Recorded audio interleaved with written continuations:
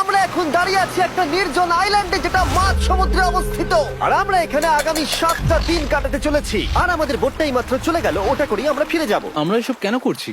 মজা করার জন্য। এখানে প্রাকৃতিক সৌন্দর্যের অস্তিত্ব থাকলেও গত 250 বছর ধরে এখানে কোনো জনমানবের অস্তিত্ব নেই। কিন্তু পরের 7টা দিন আমরা এখানে কাটাবো, আর 4 ঘন্টার মধ্যেই কিন্তু অন্ধকার হয়ে যাবে। এখানে খুব গরম, এক্ষুনি আমাদেরকে শেল্টার বানাতে হবে। আচ্ছা, আমরা এখানে তো ক্যাম্প করতে পারি, জায়গাটা বেশ সুন্দর লাগছে। তাহলে আমরা এখন এখানে জিনিসগুলো রেখে কাঠ আনতে যাচ্ছি, আর তোমরা দুজন। আমরা ক্যাম্প বানাচ্ছি। হ্যাঁ, ঠিক আছে, তাই করো। চলো শ্যান, চলো চ্যান্ডেলার। কি করে ক্যাম্প বানায়? আমি জানি না। আর তাই আমরা তাড়াতাড়ি কাজ শুরু করে দিলাম, কিন্তু আমাদের সাবধান থাকতে হচ্ছিল, কারণ তোমার উপরে পৃথিবীর সব থেকে বিপজ্জনক গাছ রয়েছে, যেটা কাটলে খুবই বিষাক্ত আঠা বের হয়, যা তোমাকে প্রাণে মেরে দিতে পারে। তাহলে আমরা এখানে কেন দাঁড়িয়ে আছি? আর ওদিকে নোলান আর ম্যাক আগুন জ্বালানোর জায়গা তৈরি করছিল। দেখো কত সুন্দর আগুন তৈরি করেছি আমরা। এখানে তো আগুন জ্বলছে না। না মানে এটাতে ভালো আগুন চালানো যাবে। আর সেন আমাদের থাকার জায়গার ফ্রেম তৈরি করছিল। তুমি নিশ্চিত এটা আমাদের উপরে ভেঙে পড়বে না? সেন যখন বলেছে তখন ভরসা করা যেতেই পারে। সেরকম কিছু না। আর যখন আমরা এই সমস্ত কাজ করছিলাম, তখন আমরা বেশ কিছু বন্য প্রাণীরও দেখা পেলাম। ভাই, একবার এই মুরগিগুলোকে দেখো। এই, ওখানেই তোমরা দাঁড়াও। কিন্তু কিছুক্ষণের মধ্যেই বুঝতে পারলাম কেন ওরা দৌড়ে পালিয়ে যাচ্ছিল। এই, তুমি এখানে কি করছো? আরে, এটা কি? হ্যাঁ, ও এটা একটা ছুরি। তুমি কি এই মুরগিগুলোকে মারার প্ল্যান করছো? হ্যাঁ, আমার একটা মুরগি চাই। আমরা মুরগি মারতে পারি না। জিমি, এখানে আসার আগে তুমি ডিনারটা কি করেছিলে? বলবো না। প্রথম দিনের বাকিটা ক্যাম্প তৈরি করতে কেটে গেল, যেটা ছিল বেশ সহজ। এখন তোমাদেরকে ক্যাম্প দেখাবো। এখানে আগুন জ্বলবে আর এখানে খাবার তৈরি হবে। এদিকে এসো। আর ঠিক এইখানে আমরা ঘুমাবো, যেটার বিশেষ প্রয়োজন। তারপর আমরা নিয়ে এলাম সার্ভাইভাল ক্রেট, যাতে ছিল খাবার, জল আর সবথেকে গুরুত্বপূর্ণ একটা ফ্লেয়ার, যা বিপদে কাজে লাগতে পারে। আর সূর্য ডোবার আগেই আমরা সমস্ত কিছু তৈরি করে নিয়েছিলাম, একটা জিনিস ছাড়া। দাঁড়াও 1 মিনিট, সানস্ক্রিন দিয়ে কি আগুন জ্বলে? প্রথম দিন শেষ হলো আর আমার স্কিনে একটু সানবার্ন হয়েছে। আমি আশা করি ভালো করে ঘুমোতে পারবো আজকে। আশা করব বৃষ্টি হবে না। কাল আমাদের আরো বড় শেল্টার বানাতে হবে, আর আমরা বলতে আমাদের বাবা ওদিকে শুয়ে আছে, সে তৈরি করে দেবে। ঠিক আছে। ঠিক আছে।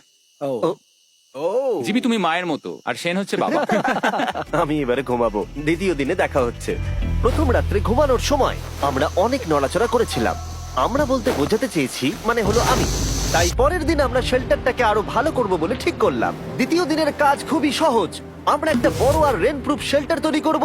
আমাদের আরো কমফোর্টেবল সিট চাই, কারণ আমার পিছন ব্যথা হয়ে গেছে, আর একটা ভালো আগুন জ্বালানোর জায়গাও চাই। আমারও পিছন ব্যথা হয়ে গেছে। আমরা লম্বা শক্ত কাঠ খুঁজছিলাম, যেগুলো দিয়ে আমরা আমাদের শেল্টারটাকে ছাউনি দিতে পারবো, যাতে বৃষ্টির জল শেল্টারের ওপরে জমে না থেকে পিছন দিক দিয়ে বেরিয়ে যেতে পারে। আর যখন আমরা নতুন শেল্টারের জন্য জিনিস খুঁজতে ব্যস্ত ছিলাম, তখন ম্যাক আর নোলান আমাদের জন্য নতুন সিট খুঁজছিল। তুমি ওটা দেখতে পাচ্ছো? হ্যাঁ, ওই জিনিসটা কি? দেখে তো মনে হচ্ছে ওটাতে বসে বেশ আরাম হবে। আরে এটা তো বয়া। ও, এখানে একটা নেটও রয়েছে। এই নেটটা দিয়ে আমরা মুরগি ধরতে পারবো। কিন্তু ও অনেক ছাড় পোকা, ছাড় পোকা, ছাড় পোকা। জিমি, আমরা সমুদ্রে একটা বয়া খুঁজে পেয়েছি। এটা কিন্তু বেশ নরম। তুমি কি এটা চুরি করেছো? না, ও কি এটা চুরি করেছে? এটা আমরা বিচ থেকে পেয়েছি। এটাকে চুরি বলে না?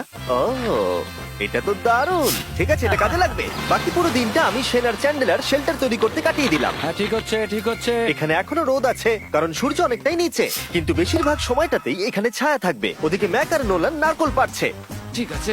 একটু সাবধানে, এটা কিন্তু বড় ছুরি। নারকোল। বাহ, দারুণ তো। এবং ওরা মুরগি ধরারও চেষ্টা করলো। আরে মুরগি, পালাও পালাও, ওর থেকে দূরে এটা পালিয়ে তুমি কি যাও। করলে? আমি ওদেরকে বাঁচিয়ে দিলাম। দ্বিতীয় দিন শেষ হতে চলেছে। তোমাদের কেমন লাগছে? আমি ক্লান্ত, কিন্তু আমি ঠিক আছি। নোলান? অসাধারণ। আমার মনে হয় সবাই একমত হবে, আমরা যা ভেবেছিলাম তার থেকে বেশি ভালো কাজ করছি। কিন্তু যেটা আমি একদমই ভাবিনি, রাত্রি বাড়ার সাথে সাথে পরিস্থিতি আরো খারাপ হয়ে যাবে।